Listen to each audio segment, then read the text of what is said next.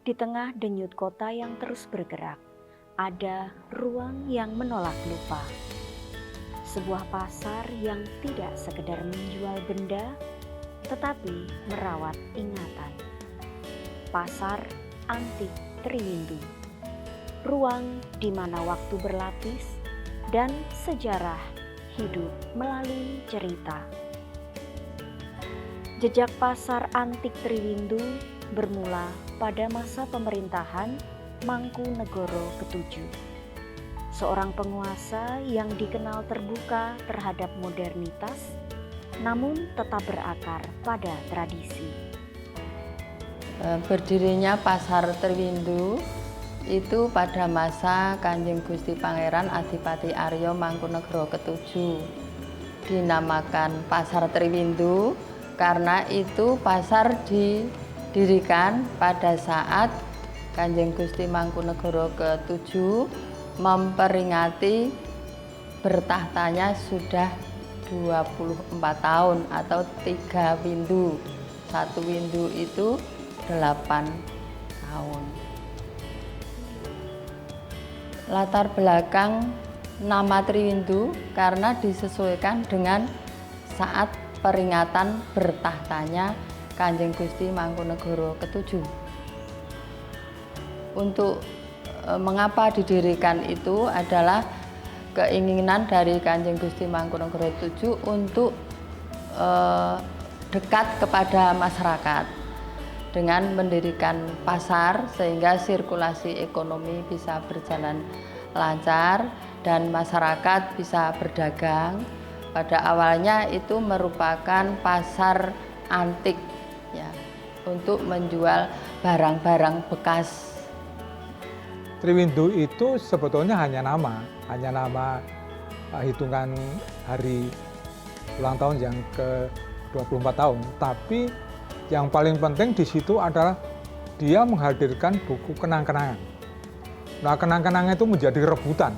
Artinya rebutan, banyak orang terkenal ingin menyumbangkan tulisannya di dalam buku itu. Meskipun hanya artikel kecil, tapi orang Tionghoa, orang dari Pakualaman, tokoh Indo, macam-macam pengarang buku macam-macam itu meneliti itu. Nah, itu dibukukan dalam satu buku yang namanya Gedeng Book Triwindu atau buku kenang-kenangan Triwindu.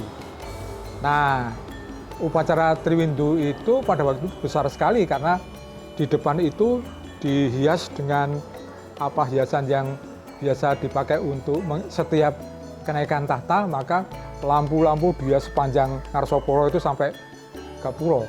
Dan itu besar sekali. Peringatan pembuatan buku itu dibantu oleh sekretaris baru yaitu Noto Suroto. Saking besarnya antusias orang ingin memberikan sumbangan tulisannya, maka buku itu ditambahi cetak ulang dengan suplemen. Jadi ada Gedeng Book Triwindu, ada suplemen Gedeng Book Triwindu. Jadi menjadi buku yang tebal sekali. Nah, itulah sebabnya Triwindu itu menjadi sangat terkenal karena visi Mangkunegoro ke-7 yang luar biasa, yang menyatukan seluruh Jawa itu menjadi gerakan Kongres Kebudayaan Jawa. Dan termasuk salah satu yang terkenal yaitu Thomas Karsten yang pada tahun 1924 menampilkan satu presentasi tentang arsitektur Jawa di Jogja. Nah, kemudian Thomas Karsten berkat Mangkunegoro ke-7 mempunyai peranan penting untuk membangun pasar-pasar baik di Jawa maupun di luar Jawa, termasuk Pasar Johar di Semarang, kemudian Pasar Cinde di Palembang, kemudian Pasar Gede di Solo, dan juga tempat di dalam Pendapa Mangkunegaran yang dibesarkan itu berkat Thomas Karsten yang dibangun pada tahun 1937. Nah, itu latar belakang dari Triwindu. Artinya keterkenalan Triwindu itu bukan masalah tempat pada mulanya, tetapi itu masalah peringatan yang dibukukan, yang mempunyai antusias besar, banyak tokoh-tokoh, semua tokoh itu bersatu, artinya Mangkunegoro VII itu mampu membuat satu sistem budaya multikultur, artinya tidak ada sekat-sekat yang membatasi hubungan antara etnis yang ada di Jawa. Itu latar belakang dari Triwindu. Seiring berjalannya masa, terutama pasca kemerdekaan, barang-barang lama mulai masuk ke dalam ruang ini. Barang peninggalan keluarga, pusaka, perabot kolonial, hingga artefak keseharian masa lampau, perlahan mengisi lapak-lapak pasar. Berbeda sekali dengan daerah-daerah lain ya pada waktunya. Jadi kalau daerah misalnya Yogyakarta, misalnya bandingannya kan Yogyakarta, itu belum ada satu pasar antik sebesar itu pada waktu itu, belum ada. Jadi tahun 80-an tidak ada pasar seperti Triwindu. Tapi di sini sudah ada satu pasar dengan komoditas barang yang dulu namanya tweedehan. Tweedehan itu artinya second hand. Tue itu dua, han itu tangan, jadi tangan kedua, berarti itu sudah barang-barang bekas. Nah itu dijual di sini, jadi barang-barang tweedehan itu dijual di pasar Triwindu apa saja. Jadi bukan hanya barang antik, pokoknya barang-barang setrika ya dijual, pacul dijual, keris dijual, kemudian sepatu bekas dijual, kemudian alat pertukangan dijual, maka semua termasuk juga barang antik. Kemudian lama-kelamaan semakin banyak komoditas barang antik yang dijual di sini, maka Triwindu terkenal dengan pasar barang antik. Nah di sini kemudian ini menarik perhatian karena mencari pasar semacam ini sulit sekali, tidak mudah. Mau di Jakarta mau di mana mau beli, apa di Ancol atau di mana tidak gampang. Di Surabaya juga tidak gampang, di Jogja juga tidak gampang. Butuh galeri, tapi orang mau beli galeri kan lalu harga pasti mahal, maka dia akan menuju kepada pasar yang populer, yang di Solo sudah berkembang sejak dulu, yaitu ada pasar barang antik itu ada di Triwindu. Maka ini menjadi pasar yang tempat istilahnya destinasi untuk para wisatawan sampai sekarang. Dari sinilah identitas baru terbentuk.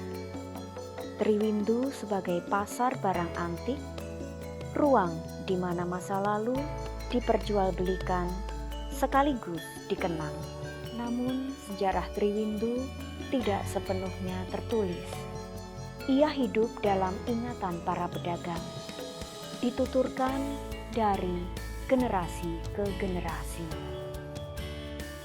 Saya mendapat cerita itu mungkin dari orang tua dahulu, lajeng dari sesepuh pedagang pasar Triwindu sini.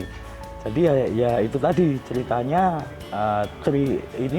pasar ini terdiri itu jumenengan Mangkunegoro ke-7, yaitu Tri itu 3, Windu itu 8. Jadi 24 tahun kenaikan tahtanya Mangkunegoro ke-7 diadakan pasar ini. Cerita-cerita itu membentuk sejarah lisan yang rapuh tetapi hidup. Tidak selalu pasti, tetapi penuh makna. Di Triwindu, benda bukan sekedar benda. Ia adalah penanda waktu. Sebuah radio tua menyimpan suara masa lalu. Sebuah topeng kayu menyimpan ekspresi yang pernah hidup. Sebuah piring retak menyimpan fragmen kehidupan. Kalau kita ngomong sejarah nih, pasar Triwindu itu dapat mendongkrak perekonomian di Kota Solo, khususnya mungkin di Indonesia nih. Soalnya pasar ini merupakan menjadi barometer bukan saja di Solo, tapi mungkin di Indonesia atau di seluruh dunia nih. Soalnya pasar ini mungkin sudah menjadi destinasi atau tujuan wisata. Mungkin jenengan lihat dari peta internasional mungkin sudah ada Pasar Triwindu ini. Soalnya Pasar Triwindu ini termasuk pasar yang paling tua di Indonesia, khususnya untuk jualan barang-barang antik. Pasar Antik Triwindu bukan hanya warisan benda, ia adalah warisan cara mengingat. Warisan budaya tak benda hadir dalam cara pedagang bercerita, cara pembeli memahami, dan cara masa lalu dipertahankan dalam percakapan sehari-hari. Untuk melestarikan paguyuban Pasar Triwindu telah mengupayakan cerita dalam bentuk poster supaya para pengunjung itu bisa membacanya, di mana Pasar Triwindu itu ada sejak kapan, cerita-cerita itu ditulis, dan juga bukti-bukti foto telah saya pasang di ruang-ruang publik, di depan dan juga di ruang publik yang di atas. Kini Triwindu berada di antara dua dunia, tradisi dan modernitas. Generasi baru datang, teknologi masuk. Namun, satu hal tetap bertahan, cerita. Ya, sebagai ketua paguyuban saya tergerak untuk melibatkan anak muda, dikarenakan di sini sebagian besar yang berjualan generasi tua yang hampir pensiun, sedangkan untuk penerusnya saya berharap bisa berkelanjutan. Dengan adanya anak muda ini saya mendorong untuk inovasi-inovasi untuk zaman ini di dalam berjualan lebih modern, sehingga saya menggerakkan mereka bagaimana cara berjualan lebih modern tapi tidak meninggalkan tradisi pasar ini. Saya mendorong mereka untuk mengeksplor lagi pasar ini, apa yang bisa keluar, sehingga di generasi yang milenial dan generasi Gen Z bisa masuk ke sini lebih banyak, bisa juga berkunjung ke sini dan juga berbelanja di sini. Ternyata di sini tempat yang unik, dan juga kalau saya dari dulu melihatnya di sini adalah yang dijual adalah barang-barang bercerita tentang masa ke masa. Jadi mereka bisa belajar juga, anak muda, oh ternyata ini tahun ini bisa mengerti. Dari masa Mangkunegoro ke-7 hingga hari ini, Triwindu telah melintasi zaman. Ia bukan hanya pasar, ia adalah arsip hidup yang ditulis bukan dengan tinta, melainkan dengan ingatan manusia. Selama cerita masih dituturkan, maka sejarah tidak akan pernah benar-benar hilang.